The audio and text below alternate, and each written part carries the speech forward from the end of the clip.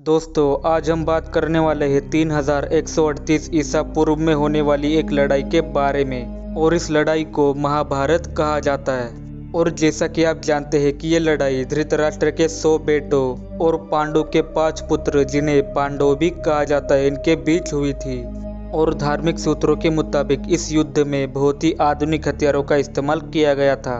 और इन सभी हथियारों में से एक सबसे शक्तिशाली हथियार था जिसे ब्रह्मास्त्र कहा जाता है। और दोस्तों इन शस्त्रों के बारे में जो बताया गया है उनसे यही पता चलता है कि उस जमाने में भी विज्ञान का इस्तेमाल होता था। क्या आपने भी कभी सोचा है कि उस जमाने में भी लोगों के पास ऐसी टेक्नोलॉजी कहाँ से आई? तो चलिए आज जानते हैं इस वीडियो में। महाभारत में हुए परमाणु बम विस्फोट। प्राचीन भारत में लोगों ने लाइट ईयर्स की दूरी मापने का तरीका ढूंढ निकाला था। यानी कि उस जमाने के लोगों को ब्रह्मांड के बारे में काफ़ी अच्छी जानकारी थी। और सिर्फ लाइट ईयर्स की दूरी ही नहीं बल्कि वो एक एटम के आकार को भी नाप लेते थे। किसी भी सिविलाइजेशन में एटम और विज्ञान के बारे में इतनी बारीक जानकारी का होना सिर्फ तभी मुमकिन है जब वो सभ्यता परमाणु हथियारों से लैस हो। नंबर 2, महाभारत के द्रोणा पर्व में प्राचीन युद्ध का वर्णन।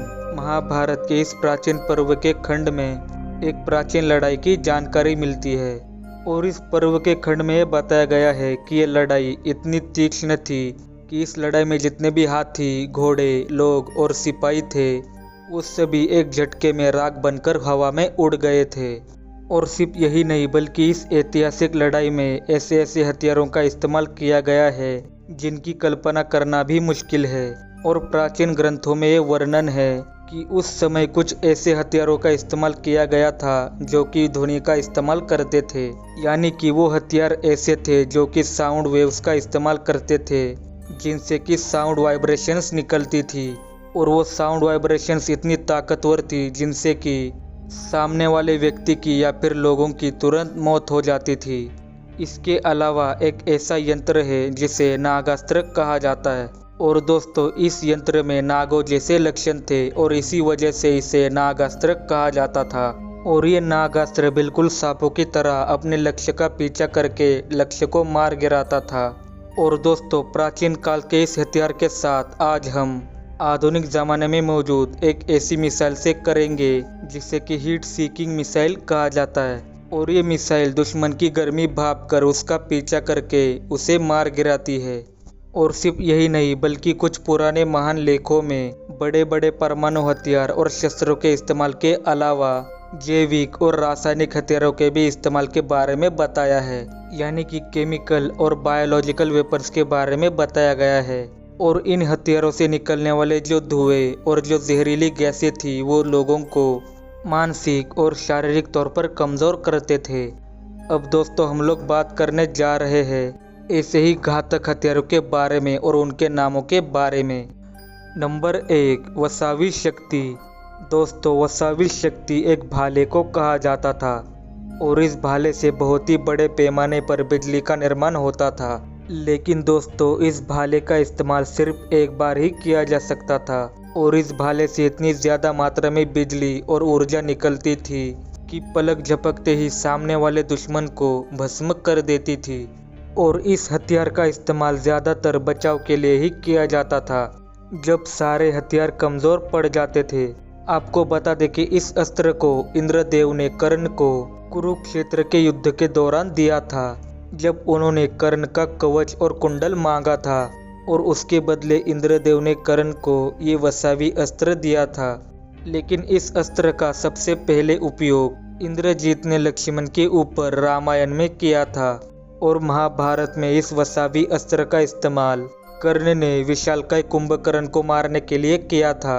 नंबर 2, विजय धनुष। दोस्तों विजय धनुष कर्ण का धनुष था। और जब भी इस विजय धनुष से कोई तीर छोड़ा जाता था तो वो इतनी तेज आवाज़ करता था कि वो आवाज़ किसी गरजते हुए बादल के बराबर होती थी। और सामने वाला दुश्मन इसकी आवाज़ से ही डर जाता था। और दोस्तों ऐसा माना जाता है कि इस दिव्य धनुष को विश्वकर्मा ने बनाया था। और विश्वकर्मा को खुद भगवान शिव जी ने आदेश दिया था।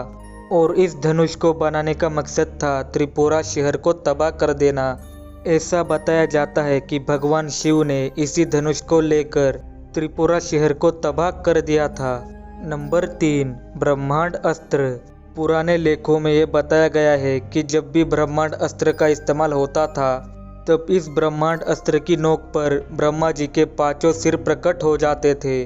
और दोस्तों, इस ब्रह्मांड अस्त्र नाम के हथियार में इतनी ज़्यादा शक्ति थी कि इसकी मदद से सिर्फ हमारे सोलर सिस्टम को ही नहीं बल्कि इस पूरे के पूरे ब्रह्मांड को ही नष्ट किया जा सकता था।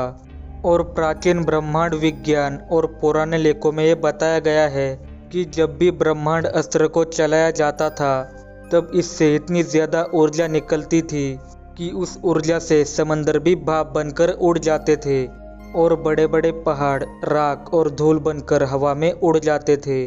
दोस्तों, ब्रह्मांड अस्त्र को इसलिए बनाया गया था कि इससे ब्रह्मास्त्र और ब्रह्मशीर्षा नाम के हथियार को या तो रोकने के लिए किया जाता था या फिर उनके हमले के जवाब को देने के लिए किया जाता था।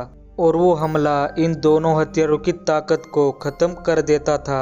जब ब्रह्मांड अस्त्र का इस्तेमाल किया जाता था तब ना ही कोई इससे बच सकता था और ना ही कोई इससे बचकर भाग सकता था।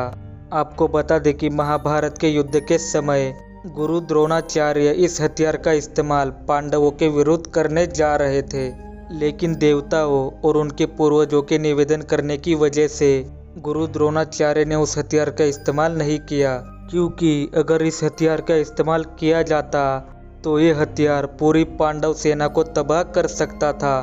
और ये तो सभी को पता है कि पांडव सेना और पांडव सच्चाई और नीति के लिए लड़ रहे थे। दोस्तों, जब दुनिया के पहले परमाणु बम का टेस्ट करने वाले वैज्ञानिक ओपनहाइमर ने कहा था I am become the destroyer of world, तो वो भारत की इन्हीं प्राचीन किताबों में लिखी हुई बातों को बोल रहे थे।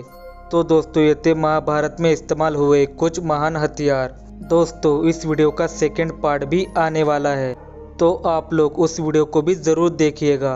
अगर आप हमारे चैनल पर नए हैं तो चैनल को सब्सक्राइब करके पास वाले बेल आइकन को दबाएं और ऑल पे क्लिक करें। मैं आपसे मिलता हूँ किसी और वीडियो में, और तब तक के लिए नमस्कार।